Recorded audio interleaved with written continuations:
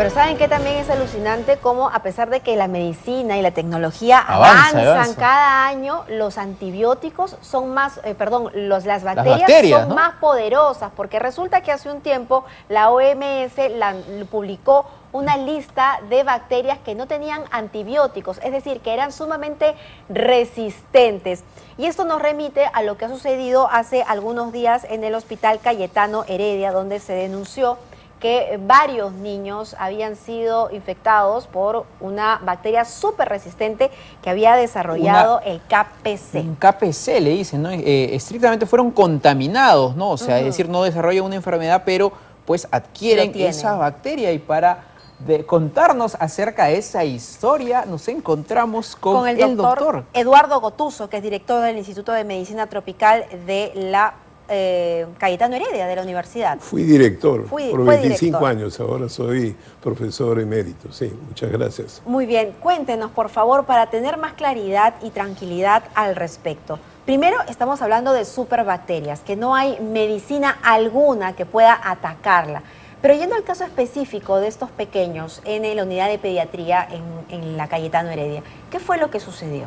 Sí, primero es bien importante lo que ustedes han mencionado.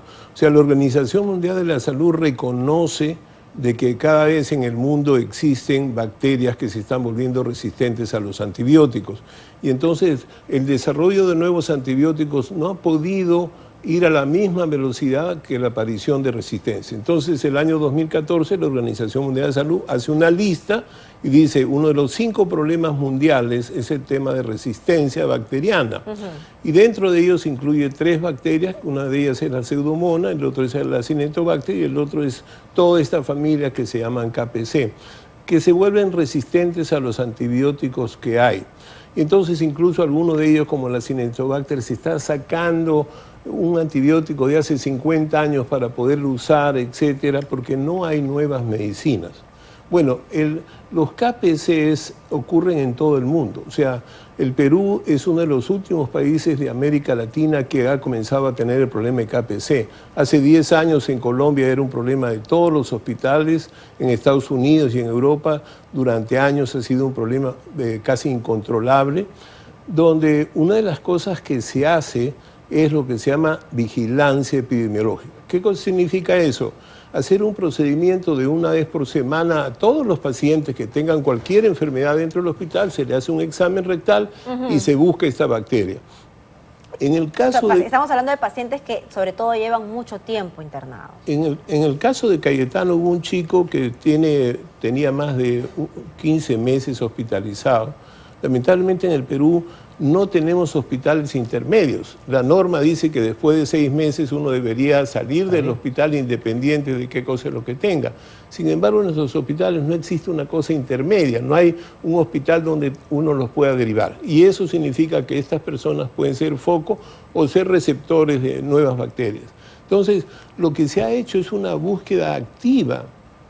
Estos niños que están contaminados son solamente, digamos, colonizados, o sea, tienen el microbio, pero no están enfermos de esa situación. ¿Y eventualmente podrían estar enfermos? Podrían estar enfermos, pero el riesgo es mucho menor. Existe ese riesgo y por eso es que estos chicos son puestos en vigilancia. Cayetano hace 2 años hace eso en los adultos y en los niños. ¿Por qué? Porque se comenzó a detectar que había estas bacterias en los grupos de urología, donde se usan muchos antibióticos por cirugías de próstata, etc. Entonces, era necesario establecer vigilancia epidemiológica. ¿Qué significa? Hacer periódicamente, una vez a la semana, en todos los pacientes de determinadas áreas, buscar esta bacteria. En el momento que tú detectas esa bacteria, tienes que aislarlo. Sin embargo, aquí viene un problema que es importante. O sea, estos chicos, los 8 chicos que han sido afectados, ninguno está enfermo por este microbio, son colonizados. O sea, puede decir que son portadores. Están dentro de ellos. ¿Ah? Están dentro de la bacteria ya está dentro de ellos, por eso es que se le pone en vigilancia y se la aísla.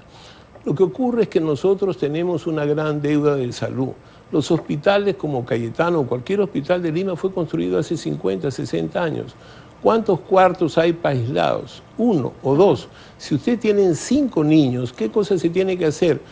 esos niños son puestos en cuartos comunes, pero que se separan bajo un sistema mecánico donde cada chico tiene estetoscopio, etcétera, porque se transmite por vía oral. Claro, en el caso de estos jovencitos, en realidad lo que se cuestiona es que no se hayan aislado de la manera como se debió hacer. Entendemos que es por la precariedad de la infraestructura de los hospitales en general, pero hay otro tema del que podríamos comentar también, que es la falta de comunicación con los familiares, ¿no? Estamos hablando de personas probablemente de escasos recursos a las que se les tiene que explicar bien, comunicar qué es lo que está pasando, no sorprender a los padres después de 6 meses diciéndole, oye, tu hijo tiene KPC, e inclusive que le digan que se puede morir, eso por testimonio de los propios padres, ¿no?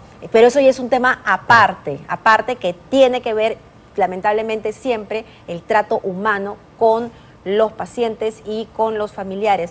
Pero yo quisiera quedarme en el tema de la bacteria en sí, porque tenemos que entender que ya no hay medicinas para ciertas bacterias y esto también podría estar relacionado al mal uso que hacemos nosotros de los antibióticos. Claro, la resistencia bacteriana tiene múltiples razones. Una de ellas es que las personas se automedican.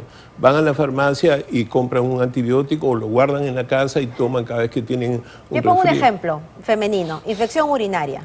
Infección urinaria que a las mujeres nos viene comúnmente. Ah, ya, me tomo la que me recetó el doctor la vez pasada, ¿no? Y yo voy y me la venden y le pido el antibiótico y lo voy a consumir, pero resulta que nunca me hice el examen, no sé qué tipo de infección se trata, no sé qué tipo de bicho tengo y por lo tanto no me curo. Así es, no solamente no te cura, sino que tus bichos comienzan a ser resistentes. Recuerda bien que tratas la infección urinaria, pero tú tienes bacterias en cualquier parte de tu organismo, como cualquier ser humano. Es parte de nuestra flora normal.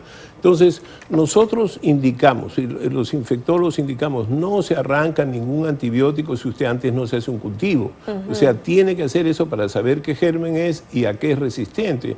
Entonces, uno tiene que usar el antibiótico de menos espectro, pero específico para eso. Con eso uno reduce. La otra cosa es que los médicos también tienen que ser muy cautos en no usar de manera desordenada o abundante antibióticos cuando no existe. Por ejemplo, la mayoría de infecciones virales no requieren ningún antibiótico. Los resfríos. Los resfríos no requieren antibióticos. Y hay personas que se meten antibióticos pensando que van a curarse más rápido. Por eso, o sea, es múltiple. Fíjate, es tan importante que muchas veces en determinadas culturas se da antibióticos a los pollos o a los cerdos para que crezcan más y eso repercute en el ser humano. O sea, parecen mentiras, pero la humanidad tiene ese problema. Entonces, el uso exagerado, por eso es que hoy en día las comisiones en los hospitales y en el Ministerio de Salud tratan de prevenir eso que comentas, el uso inadecuado. Y eso es lo que va generando resistencia. Ahora, existen algunos antibióticos para determinada condición. Por ejemplo, algunos de los KPCs, en esta semana en el Perú ha aparecido una nueva combinación de antibióticos que nos permite resolver o ayudar. Pero otros antibióticos son sumamente caros, no son fáciles de disponer, etc. Entonces, el gran objetivo de la Organización Mundial de la Salud en el cual nos alineamos es reducir la aparición de resistencia con el uso adecuado y racional de los antibióticos. En este caso, lo que estamos haciendo en Cayetano, yo no soy parte del equipo, pero he sido director por mucho tiempo del instituto que ayuda, es que se haga una vigilancia. Porque si no haces vigilancia no te enteras que estos chicos están colonizados. Lo que pasa es que los hospitales no tienen suficiente cantidad de espacios para tener 5 chicos aislados. Por ejemplo, en los adultos ya tenemos desde hace 2 años, entonces todos los hospitales deben comenzar a vigilar esa condición para que no crezca. O sea, nosotros como universidad y como hospital siempre hacemos investigación para detectar los problemas, reducir los problemas y paralizarlos, como va a ocurrir cuando venga pues, el coronavirus. Hay todo un plan de muchos profesionales dispuestos a inmediatamente cerrar y que no crezca una epidemia. Esto mismo hacemos con esta bacteria que, como digo, ha sido colonizada. Solamente un niño recién nacido sí se afectó, pero ese niño fue tratado y salió de alta el día de ayer. Lo que sí queda bastante claro es que hay mucho por hacer en cuanto a infraestructura, ¿no? En los hospitales y que se haya solamente ejecutado, no sé, el 50 o 45% de presupuesto del año pasado, la verdad es que es muy penoso. Cuando tenemos hospitales como el Hospital Cayetano, que necesita una mejor unidad de pediatría para poder atender y aislar a los pacientes. Y lo otro, como bien nos dice el doctor Gotuso, es que los antibióticos no son la panacea, ¿no? Debemos hasta incluso tal vez desconfiar de un doctor que está disparando a diestra y siniestra antibióticos cuando nuestros síntomas son más o menos comunes. Menores, deben ser puestos en observación. Y yo estoy de acuerdo contigo. En el Perú el presupuesto de salud se ha reducido. Y en segundo lugar, Lima tiene hospitales del año 60. No tenemos del siglo XXI. O sea, hay 32 millones de celulares, todo el mundo tiene celular. Estamos viendo un partido de Europa o un partido de Japón. Pero el sistema de salud está casi abandonado en el sentido de que tenemos que hacer que las regiones inviertan en su salud, que el Estado peruano crezca y que los hospitales se crezcan y crezcan en número y crezcan en hospitales intermedios. Y finalmente, lo que yo digo, los programas nacionales de salud son programas a largo plazo, o sea, son programas que tenemos que hacer. ¿Cómo es posible que tengamos 6 ministros de salud en 3 años? No puedes construir. El plan de salud es un plan nacional y independiente de nuestros credos, hay que tirar adelante. Que seguir a largo plazo, como usted dice. Doctor Gotuso, muchísimas gracias por estar aquí. Son las 8:32. Vamos con otro tipo de información.